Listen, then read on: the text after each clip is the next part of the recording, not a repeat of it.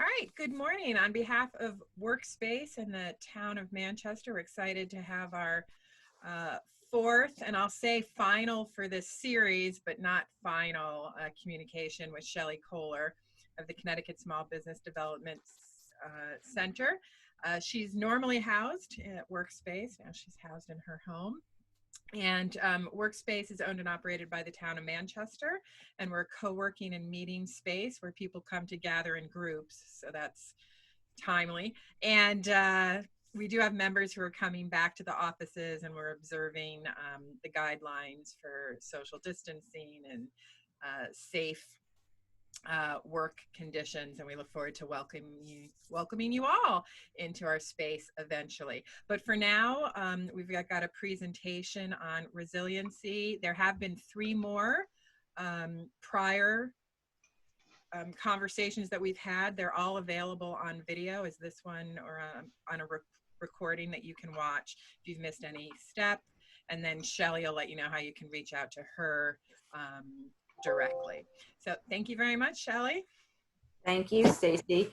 And thank you for being the host for this Business Resiliency, Keeping the Lights On 4-part series. I know it can be a little much, especially given the times, but we really appreciate your partnership. And thank you to those participants. So we're going to jump in. We have quite a bit of information. It is the last of the 4-part series, and what would be considered recovery and resources.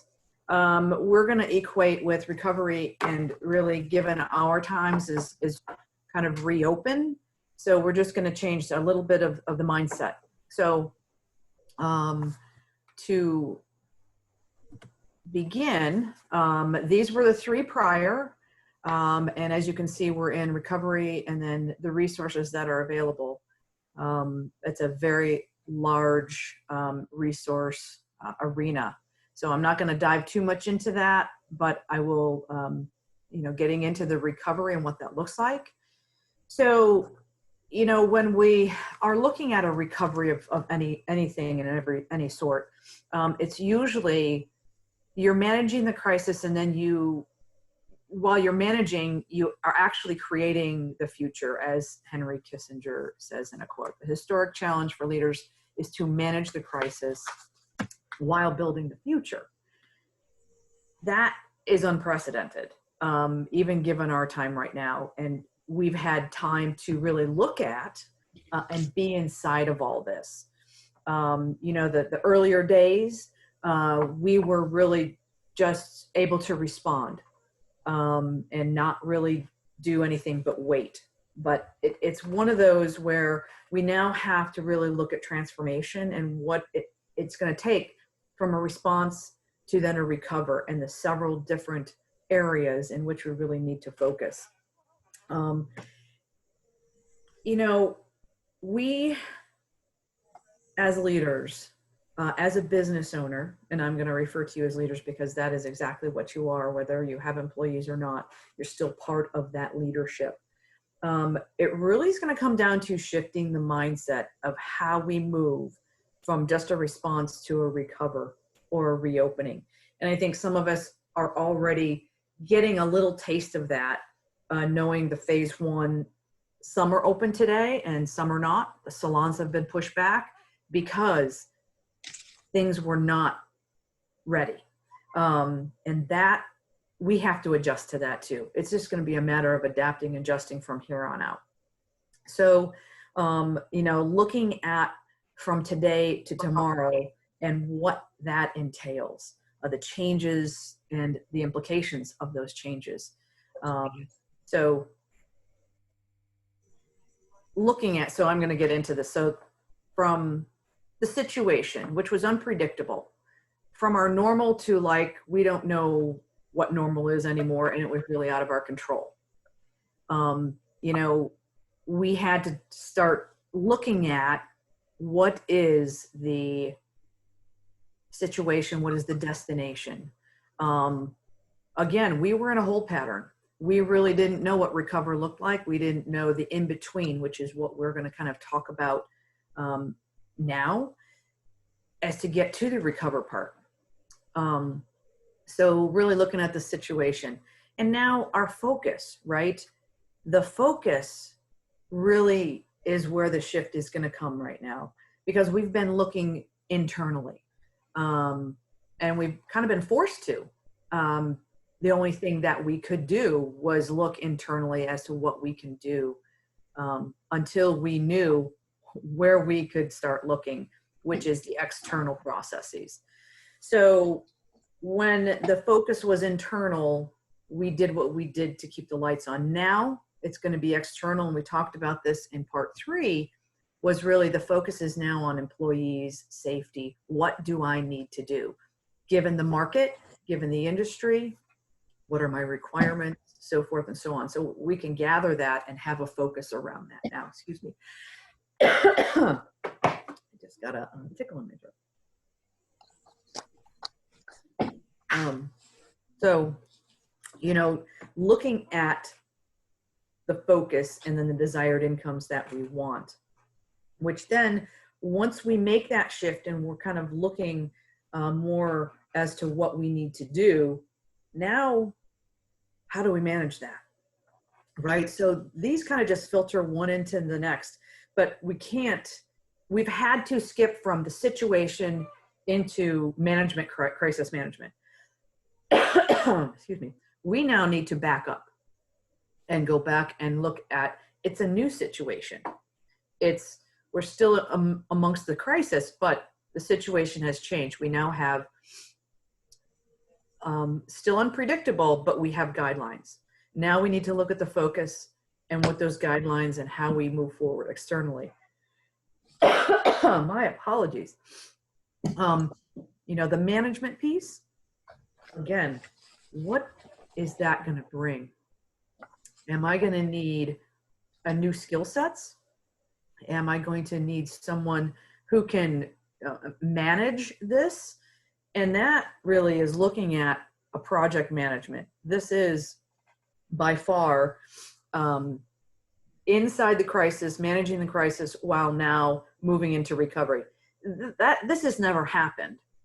So really being hyper aware of what it is that you need to do as a leader to move yourself and keep your business functioning, and the recovery process. So it's in and out.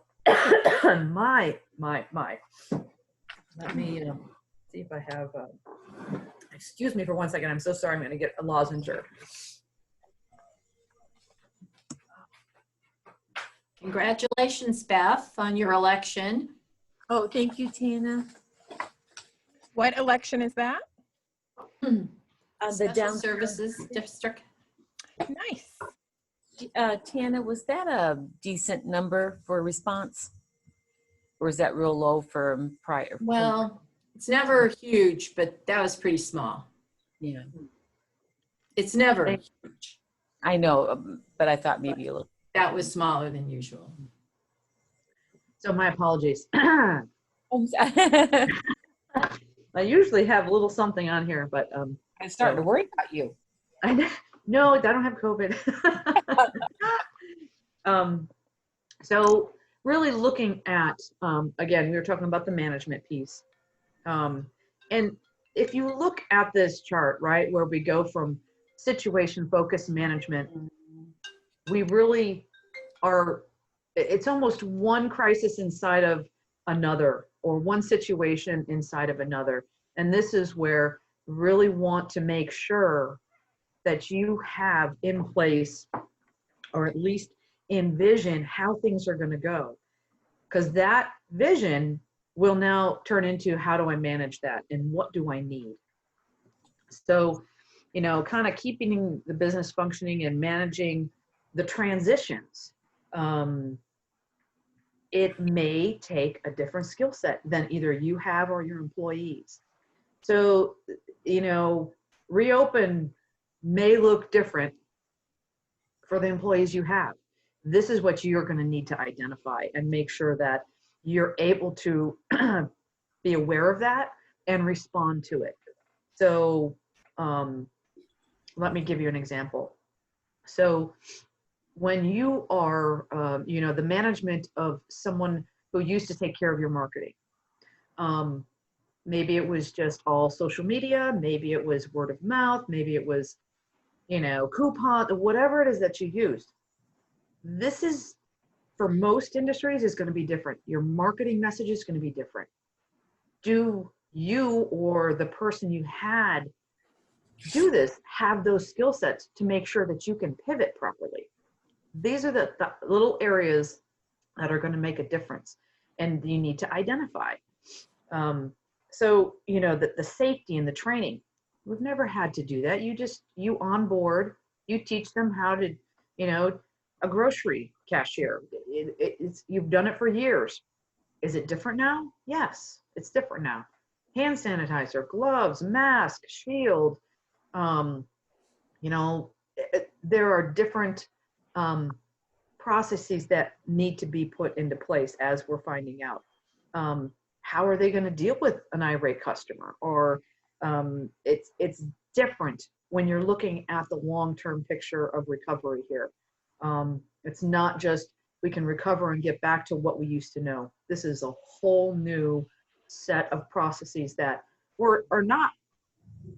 we have been put upon, but we still need to implement them. So what does that look like, right? In the long term, we know what the short term looked like, but to know how to get there, which now moves into planning. Those of you who have been a part of the first 3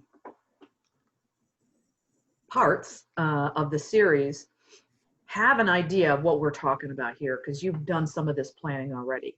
You've taken what you've known and what was working, your vendors, your suppliers, your customers, your messaging, all of that already. Now you can say, okay, this isn't going to work anymore. So that is part of this phase, would be actually identifying that. For those who are just jumping in on phase 4 or 3, you have to go back and now really take a look at, the communications, the vendors, the people that I used to deal with. How do I now navigate that and manage it into this new process and this new world of business? So planning, as we were talking about, shifts from the short term. Like, we knew what we needed to do internally short term to keep things going. Now shifting that, right? It's a different plan. So part of that plan is really looking at your finances. And this is where looking at the scenario of where we need to go to now that we have the guidelines. What is it going to take us to get there? And where are we coming from? That is really the key. The short term versus the long term, and how to shift into that. Now, when we looked at the short term, we had relief programs. We had financial loan programs to help us through. That is short term. Even though you've had to take on a long-term debt, that will get you through. Now, what do you do looking at and planning for the long-term ramp up? Some have already done this, and some are just now looking at it because they're just getting the guidelines for what it is they need to do in order to open, which is going to cost some money. So the financial piece of all this, your resources, understanding where you sit now, what you have to work with, and where you need to go is absolutely critical. And we will get into this financial piece a little further down, where we can help you absolutely plan that out. So, what is that next step? So of the financial thinking, and again, this a little further down, but we can help you with that next step, because it can be confusing as to what it is I have to have. I haven't got my idle money yet, or I just got my PPP. Like, all those questions are floating around, and that is part of your planning. So you need to bring all those pieces together and make sure that 6 months from now, a year from now, you are still viable and or on your way to recovering financially. So the last one of this, which is actually, I think, needed first. And I think all of you who are here wouldn't be here if you didn't have this piece. And that is attitude, or actual just persistency and tenacity to make this work. Because how we react to things and how we need to adapt to things, and then really this is a reinvention with some insight and leadership. This is what you're going to need to recover, because not everything's going to work and flow as we want to on this chart. It's just not going to. Things are going to be thrown out the window. You're going to start over, but to have the awareness and the foresight to see that before it hits is going to be key, and takes the leadership to be able to lean in, to manage that, to handle really critical, stressful situations that you may just not want to, but you do. And COVID has given us this gap, right? That what we used to know, and now it's the unknown, and now we were waiting, and now we have these new guidelines on us. So it's really kind of like, okay, act instead of react. And just the next piece is really going to have to trust your gut and trust that you know your business industry and how you want to move forward. That's why this particular flow chart is very important. So let me keep moving on here. And we all know that uncertainty is just going to continue to grow, so we really have to be flexible and adapt. We know what we have to do to open our doors, but that's just step one. In the back of our minds, we also now have to really look at how is society going to change. And in the macro world, there are these things called society contracts. It's how things are always done, how they've always been done. We are in an ever unprecedented time where those particular contracts are changing. There are new ways of movement. There's new ways of buying. There's new ways of finding things that we thought was the only way. Like, seriously, organizations thought the only way to conduct business was from a centralized location. That, my world has changed immensely. Those things are being reviewed. Are people more productive at home? Because now they have a work-life balance. You know, these were unspoken, and these were assumptions that are going to be changing in our world. People are going to be looking at this. So going from the way things were to now a new way things could be, or things are just going to be rewritten. They're going to be rewritten based upon these past 8 weeks. And it could be that they will be rewritten because employees are demanding it. There's the job, the balance, the fluidity of employees' well-being and security. Are they more productive because this is happening? They're not as disgruntled. So this is what we mean by a societal contract. And again, this is happening on all levels, not just the work world. You know, we're talking about how consumers are going to buy. Are they going to go into the retail stores anymore? So again, this is why the previous screen is so important. We have, as a business owner, you got to identify those for your industry and how things are moving. So the unpredictability and financing sources and uses, absolutely. If you go back to when you started your business, you needed X amount to start your business. And that's not including daily expenses. So this piece is a little, as it says, unpredictable, because as we move forward, banks are going to be tightening up until they see how things are working in the world, how the new contracts are coming up.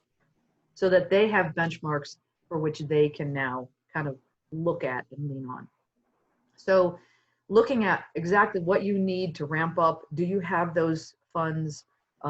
If not, maybe like I have my daycare, they were only open on Wednesdays and Fridays because they knew that that's all they could support. That's the balance and the threshold every business needs to find. Maybe you're only open on, Wednesday, Thursday, Friday, or, 5 days or 3 days versus all week. Because at this point, you don't have the support, financial support to reopen fully.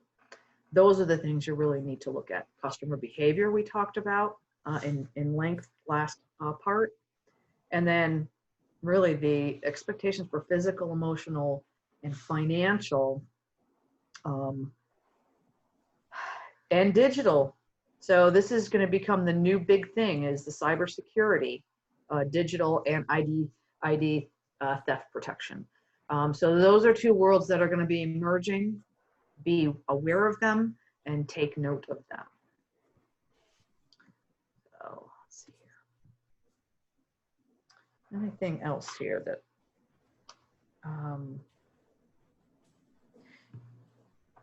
so when we were told to stay inside, we kind of liked it for the first 2 weeks. And, given the scenario, some took it as vacation, and it was a good break, but it also set in how things might be moving forward. We didn't know for how long. We're getting kind of comfortable, but there are different areas that are going to be affected greatly, and understanding those fears or scenarios from different stakeholders, meaning your landlord, building owners, just security. Those particulars are going to play a big part, as I was talking about here earlier, the digital. But the conversations are going to be very fluid and very opposing, because it has a big impact on how things are going to look. We have gone from a world that it's widely agreed upon and absolutes to we are literally floating. Our feet are planted in midair until we get our next charge. So, some are being planted on the ground because they're able to reopen, the rest are still waiting. So just, understand that things are going to come, and we might float again and we might drop down. So part of, this is a huge part, trust. Trust is a big part of being able to open, being able to navigate, and really understand, as well as allow your customers to know what you've done. And as we know, all of us have moved through life, trust is really an exchange that it's tangible, but it's intangible, right? So, trust is gained over time and affirmation of someone's word, of someone's actions. Customers, suppliers, do they give me deliveries on time? Do they give me what I want? Customers, who's our key customer? I have one gal that comes in every Friday, because she trusts that we're going to have what she wants and she likes what we want. Same comes from an employer. As an employee, I need to trust that my employer is doing the right thing. So we want to make sure that trust is going to be embedded in our message, in our portrayal of what we are doing now moving forward, because that's going to be a huge value. We've talked about value in consumer marketing. This is one that's going to hit home. Trust is going to be real. It's going to be seen as a very highly regarded value. And it's going to, give and take in places. You're going to have a seal on your door if you're a retailer. You're going to have to do everything possible to let your consumer know it is safe to come in. It is safe to come in and dine for us for an hour. But that is going to take a little rethinking. So give me a moment. I am going to share this customer messaging worksheet that our marketing department and our education and training gal have been working hard on. And you guys will be the first to kind of see this, but it will also allow you to really just hit the high points and be able to go, oh yes, as well, I can help you work on that as a client. So let me pull it up.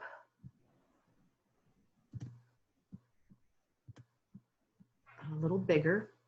So when looking at this, again, on the left-hand side, your right, my left, it kind of gives you a self-explanation. You know, what to do, how to do it, and what's next. So you walk through and you really look at all these questions. And empathy, what are we doing, what to expect, why, and how. And then the inside questions, and then you put your responses down. Taking everything that you answer and creating a new message. You can do this a million times. If you have 5 different products, you can do it for each product. You can do it for an organization. But I think it's critical that you do it because the message is going to change. We talked about that last series too. It's customer confidence and consumer confidence is going to take a different message. So you're going to have to put those value-added pieces in there. Let's see. So the, you know, how do you regain trust again? And I think it's really, part of it is the value you're going to give. And what does it yield, right? So when we look in the big picture of things, trust, even with our friends and our family, I trust that they're going to do what they say they're going to do. That is huge. One time you don't do what you say you're going to do, or you don't have what you need out there, word of mouth. People are going to say they don't have the hand sanitizer out, or their cashier was not wearing a mask, or it was under their nose, or it only takes one, and the ripple effect is enormous. And we're talking from a small business here, but we're also looking at the macro. We're looking at the whole economy of how we need to regain trust, one in each other, that everybody's going to do not just what's right for me, but what's right for the consumer, what's right for my family. And so it is a give and take. And we really need to look at how we can create that stability, how we can gain and regain trust in each other, business to business, consumer to business. So this and the prior slide are very critical pieces. Someone have a Shelly, question? this is Stacy. Yes. I've been trying to think of how I can get people to sign a document that says that they're aware of both my staff and the members at Workspace in a friendly, amiable way, to get them to sign a document that says they're aware of our expectations and they agree, so that if they do meet with the client, that they ensure that that client is wearing a face mask, things like that, so that we're not held, you know, that we don't get called on when other people are being irresponsible. Mm-hmm. So is there a way or a best practice to do that? That's a very good point. So obviously best practices are following the guidelines. That's really what we have. And it is being left up to each business owner. However, knowing that there is a hotline for people to call if they see something where someone's doing something way out of the realm and endangering someone else's safety. But that is really being put up to the owner. And this is where leadership is critical. I mean, we all have to make those judgment calls, and each business owner needs to know what it is they're willing to accept. And in this case, we also, it's very clear what the consequences might be. You know, you know, everybody needs to know, I personally have my own requirements if I go into a store. You know, and some are going to be very vocal if there's something not right. So best practices right now, and some may balk at this, but we really need to trust our guidelines. And as much, and sometimes we don't like what government asks of us. Sometimes there's information that we find out is either incorrect, or there's 28 sources, so we don't know what is correct. Follow your guidelines. And as well, your gut feeling. Say, you know what? I don't want anybody in my store that doesn't have a mask on. It's just way back when, some of you might remember this, no shirt, no shoes, no service. Okay? No mask, no gloves, no come in. That's not discriminatory. That is an absolute governing piece of that business owner. They can make that call. And if I were a business owner, I would probably put that on there, because I don't want to jeopardize anybody else. You know, there's a poster of what it is if I just have my mask on and you don't, or if, you know, neither one of us have our masks on. It's 70% potential transmission. If I just have mine on, it's 30% for the other person. Now, I'm wearing my mask for you. I'm asking you to wear your mask for me, because now it's gone down to 1% if everybody has their mask on. So it's a matter of understanding, and maybe they don't have that information. You know, point them to where they can get a mask, or maybe have some on hand. But best practices, I think, Stacy, you and the workspace really define those best practices for your scenario. Because every layout's different, but the guidelines, I think it is not overstepping any bounds to make sure that everybody, all employees, understand what the guidelines are, and then some type of process to you know, come back and if there's something kind of off guard. That answer? Yes, thank you. Mm-hmm. I'd just like to offer something I observed that I thought was kind of interesting. The Connecticut Restaurant Association created a pledge that their members signed on to, and then they publicized. Kind of like a tool, you know, sort of a promotional tool, but also a shared understanding that they all agreed to. I think that that's a good. Google that and steal it. Thank you. Well, and that's a great place so that a consumer like myself can go and say that they've made this pledge. Here's what they pledged to. And again, I'm not naive to think that not everybody's going to uphold those. Mm-hmm. But at least I know there's a stake in the ground, and this is where it starts. And I think that is really a key for everybody as well. Not to kind of drill down too much, but you need to put a stake in the ground on what you, as a business owner, you maybe, you know, are willing to do outside the guidelines. You know, maybe, I know gloves are not required. Maybe you're going to require gloves.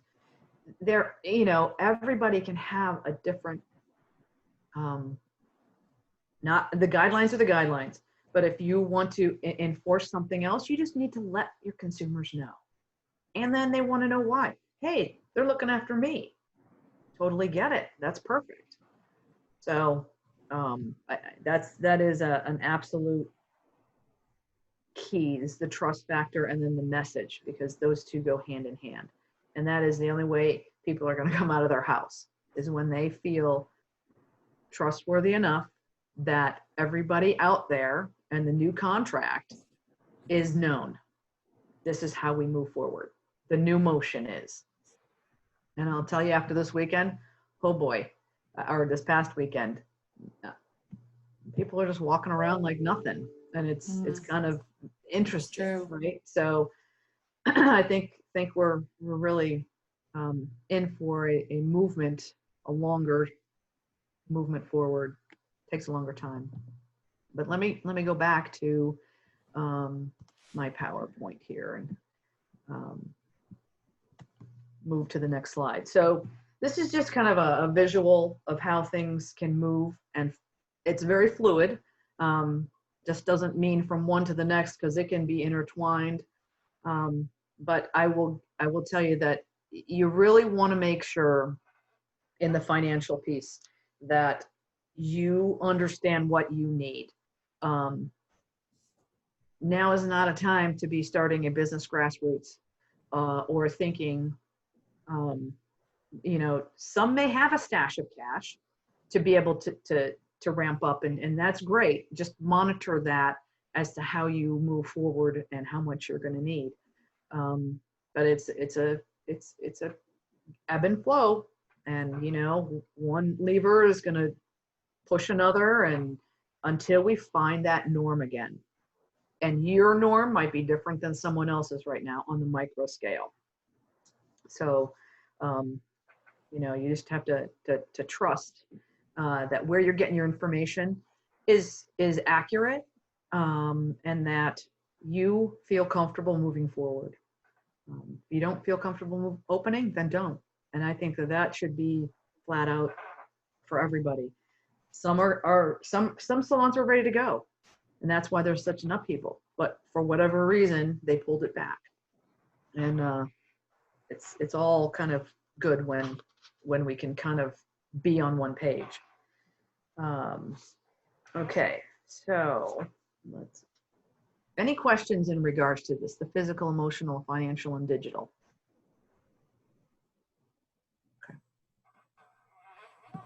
Okay, so once we have like all this information and we know we have to now anticipate how things are going to move.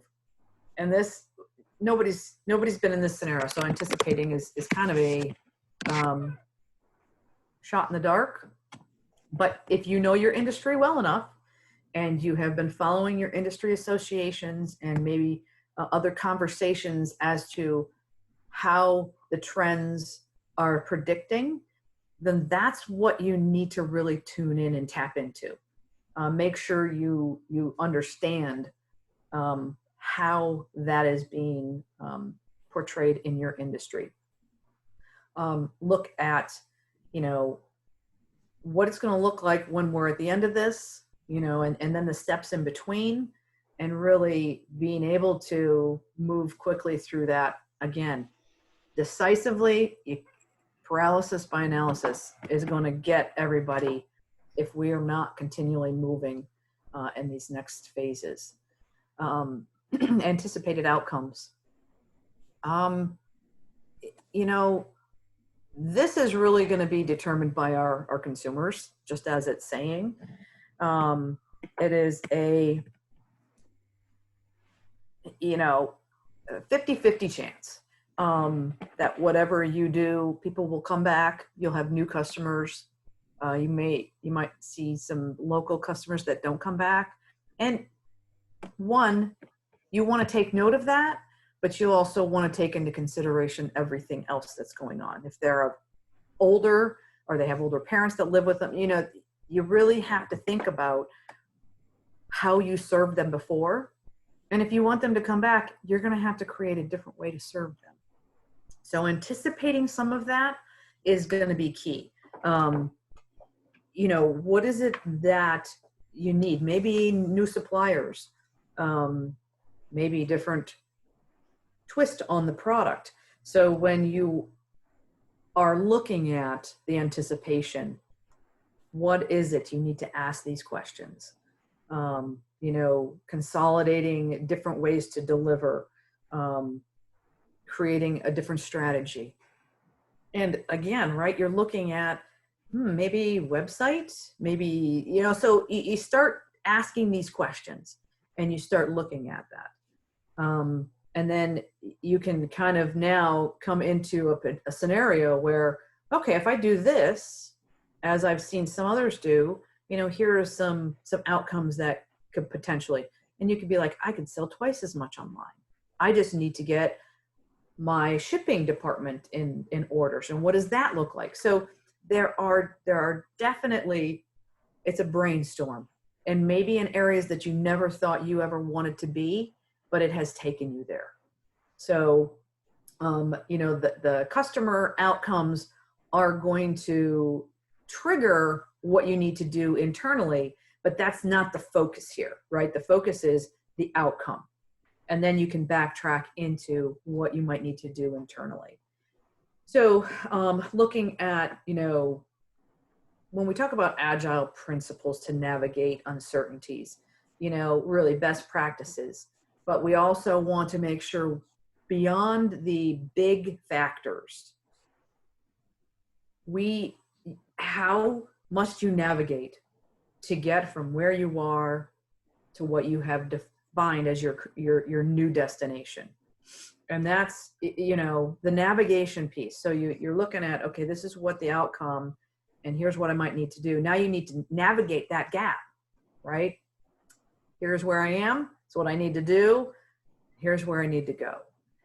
And inside of all that, right, it's, again, I was talking about, you might need new suppliers. You might need to navigate a whole new way of selling. Like we were talking, a website. How do I get from here to there? And the big question, and this is what our government is trying to pinpoint. And again, and this is from a macro 30,000 foot view. It's like shooting an arrow into the sun and thinking you're going to hit it, because you don't. Timing.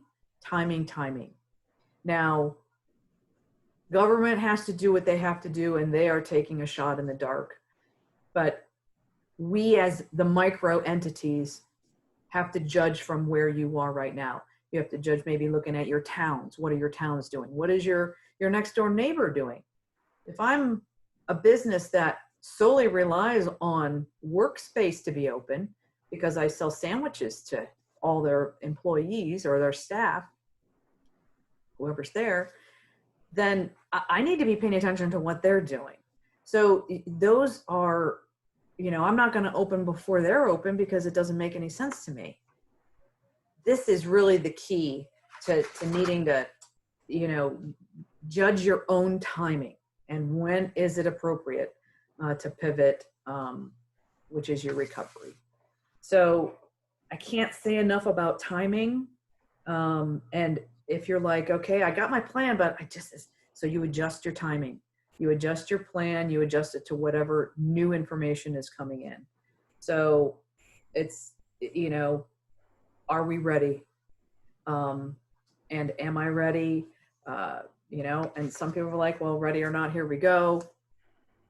Some of that's going to happen, but being able and knowing that you're going to need to adapt and maybe pivot again. That's really the key. No surprises, right? Everything is uncertain. So it's kind of funny because given these times and everything that has been presented to us, I apologize for that. We are really defining ourselves as a new business with a lot of insight. So Business Model Canvas really takes you through what we did in part 1 and part 2 on a very surface level. You guys, part 1 and part 2 did a very deep dive. This is looking at, okay, for this scenario, here's my key partners, key activities, resources. It goes through each particular.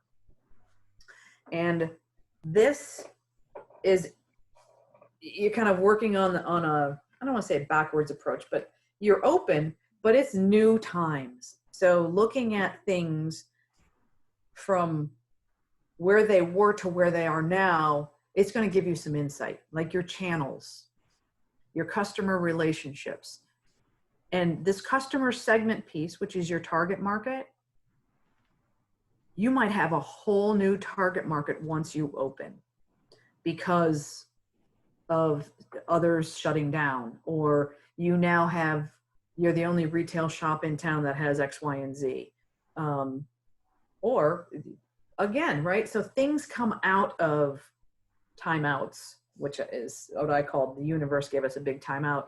People were able to sit back and reflect and see. So this offers you kind of a snapshot and a really just, you know, you can literally 10 minutes go through this and see where you sit. Or you can take a deep dive. New businesses, we put them through this exercise before they open, because some of them don't even know what their key resources are. They haven't done any financials. Same idea right now. You take that time, do the 10 minutes, and something might pop out. It's like, oh, you know, I didn't think about, you know, the channel of my vendor.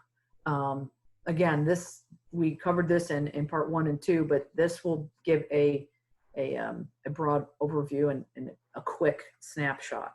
You know, and it'll look at, you know, maybe seeing everything in one spot, ability to see maybe where you want to pivot or where you can, and maybe changing your tactics on how you move forward. So this is not something to be taken lightly either, but it's a quick snapshot. You can revisit it, you can change things up, you can scratch things off. But again, it's a great view, and it will all come back to you because you have the insight now as a previous business owner. Well, you're a current business owner, but now moving into the new times, the new norm. Again, this is something that I think you'll want to take a good look at, and I can send this to you. I will be sending you the messaging as well as this business model canvas for you guys to thumb through.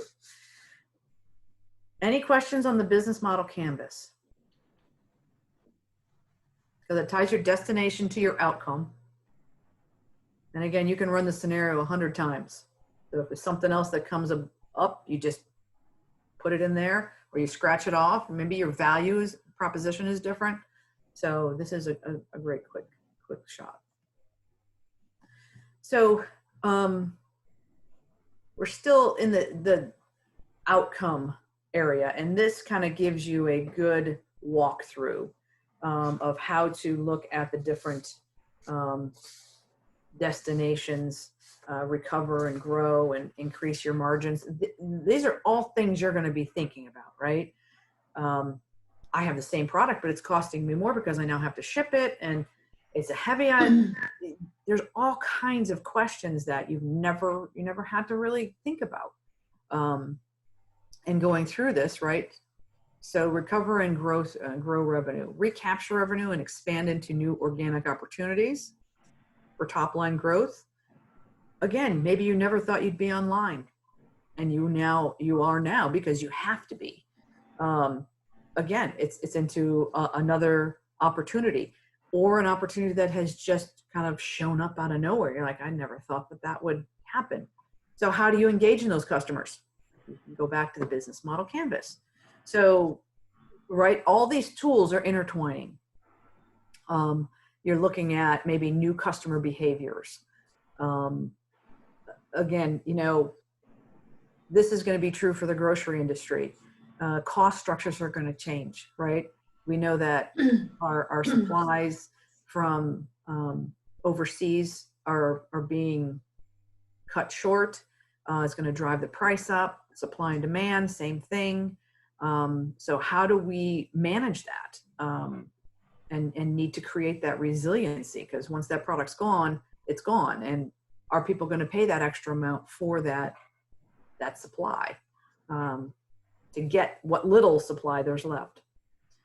When you're looking at your whole business from, you know, your assets and your liabilities and your liquidity. Some people, I don't have any liquidity. you are leveraging that.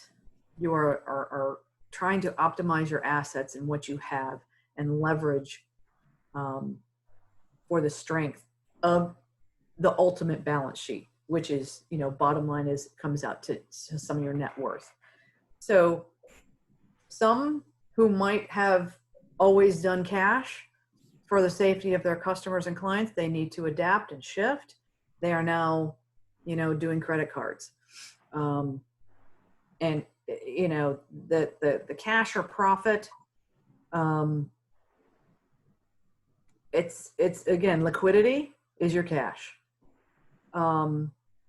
Profit is really the bottom line of your net worth. So and this might be a moot point right now because we're just talking about let's reopen and adjust.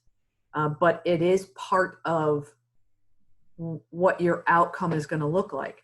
Some are like, hey, I can capitalize on some of this.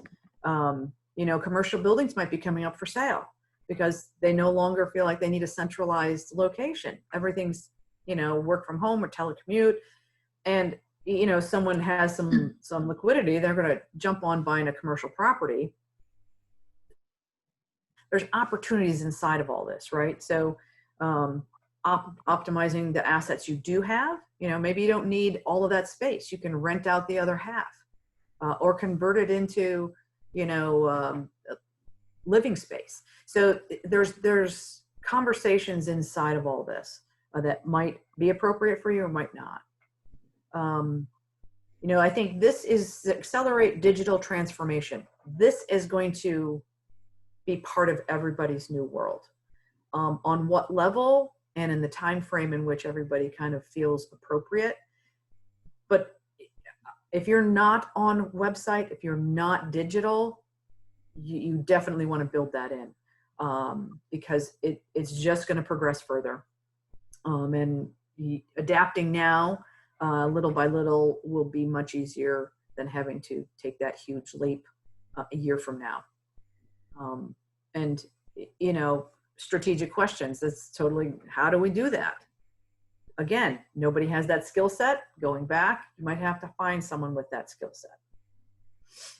You know, support the workforce and operating structure. Again, every business has its own kind of workforce and how you operate inside internally. You know, you might have to rethink that. You might have to think, okay, this worked before, but it's not working now. And this might be, you know, you're managing the crisis as it's happening. This is not working anymore. This is what I thought we could move forward with. You come back and you look at it, you redefine it. You're saying, okay, we need to shift our structure. We now need to have it be this because everybody's working from home. So don't think that the first time around and adapting, it's going to be ever changing. And this one, I think, surprisingly, will hit more people and more businesses than they even think. Because business, as again, we knew it, is going to change, which is going to require new models, new ways of doing business, new ways of connecting the customer, new ways. And again, those skill sets may or may not be inside the current workforce. And then we look at, again, going back to those social contracts. How have those changed? You know, you might lose some good employees because you're not telecommuting and they want to telecommute, so they're going to go to your competitor. Or, you know, people now have this newfound freedom. They want to move. I want to be closer to, I still want to work for you, but I want to move out of state. So there are all these unknowns still, right, that are happening without our control, but we have to respond to. So, you know, kind of have those in the back of your mind. And again, keeping these questions kind of on the surface. So I just wanted to let you know we have a couple minutes left. Okay. Perfect. This is great. Thank you. So a couple more. So the financial piece that we were talking about earlier, we at the SBDC have a proprietary projection worksheet, Excel spreadsheet called the bottom line. And what we are doing is helping people project those where you want to be and the outcome that it might look like. And what this helps is we can do a lot of what ifs. You can say, okay, this is what happened last year, but what if I'm only able to do 50%? We're able to plug numbers in, expenses, cost of goods, and really get to the bottom of what it's going to take for you to even break even or make a profit or bring back your next employees. So this, even barring anything else that happens, is an absolute must. I would rather do this and have someone see that they cannot reopen until July because they have to redesign their destination and their outcome, or they have to implement all online, and then to try and muster through 2 months and waste that money, that precious cash, in order to revamp up. So contact us, and there's 12 of me out there. I think there's more now, 16, and we will help walk you through this bottom line. Again, it's proprietary, so you do need an advisor to help you through this. And you can go to our website if you're not already a client, or reach out to me and we'll get you in touch, and I'll show you how you can become a client. Again, it's very critical to know your bottom line before you even jump in the pool. Kind of like you want to know how deep it is before you jump in. So insurance, just some key points. Touch base, reconnect with your insurance, and make sure that you know what you're insured for, what your insurance will do and what it doesn't do. This was an unprecedented because it had in small letters, not due to virus. So nobody was covered under this insurance, any insurance. But, disruption, if there was something that needed to happen, you want to make sure that you have business interruption, and at what level. So check with your insurance and make sure that you're covered to your liking. And if you need help with that, ask them. Go to your industry association and kind of get some information there. And then assistance. I think a lot of you are already aware of the different resources. If not, please find us on our website because we are tapped into all of these. We can get you information. SBA, IRS, DRS, OSHA, and the new cybersecurity guidelines. Those will be coming up pretty big. And again, you can find them on our resource center through our website. This is how you can absolutely connect with us, CTSBDC.com, or Twitter, Facebook, Instagram. And here's my information. You can reach out to me. Email is typically quicker, or texting me. But if you have an emergency, please call. I thank you all for being on here. If you need anything from part 1, 2, 3, or 4, I will get it to you. Please reach out and let me know, and I will send that to you. Any questions? Shelly, will you be doing the video of this like as you have in the past? Or Stacy? Yes, we will be sharing it on the Great. Planning and Economic Development website. Thank Or you. YouTube page, rather. Shelly, Also, yes.